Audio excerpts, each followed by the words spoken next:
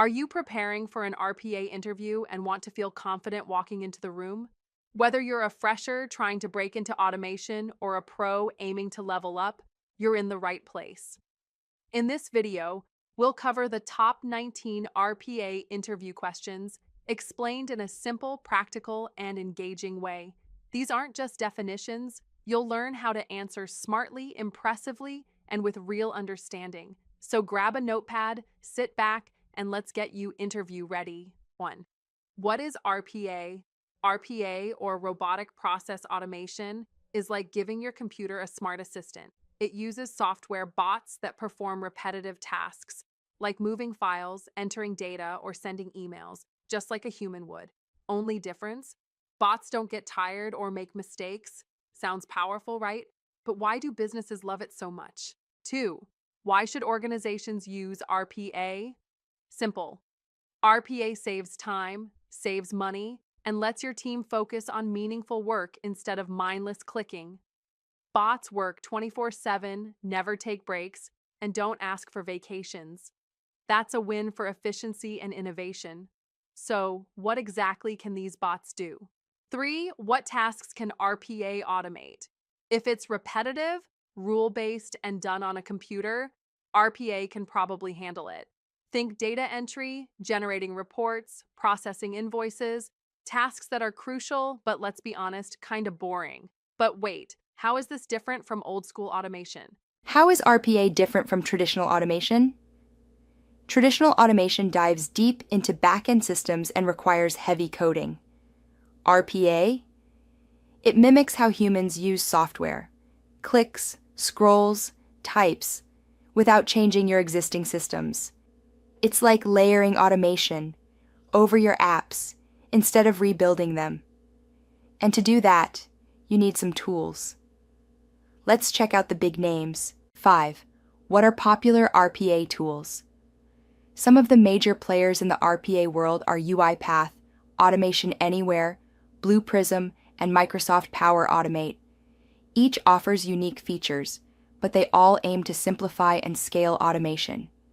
But who's actually using these tools? 6. Who uses RPA?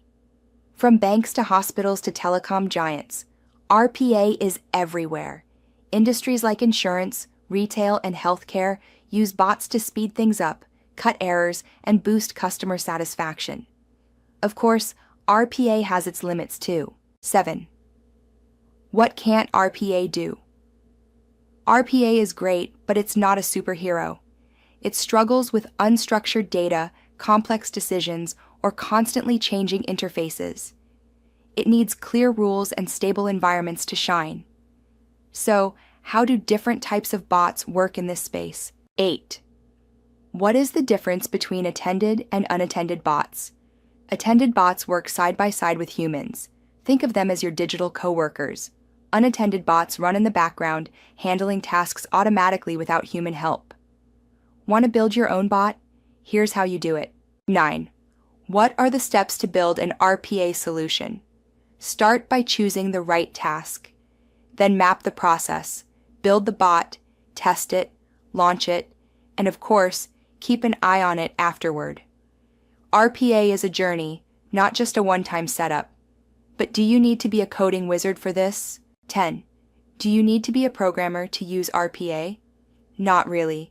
Most RPA tools use drag-and-drop interfaces. Some technical skills help for advanced stuff, but beginners can get started easily. RPA is becoming more and more user-friendly.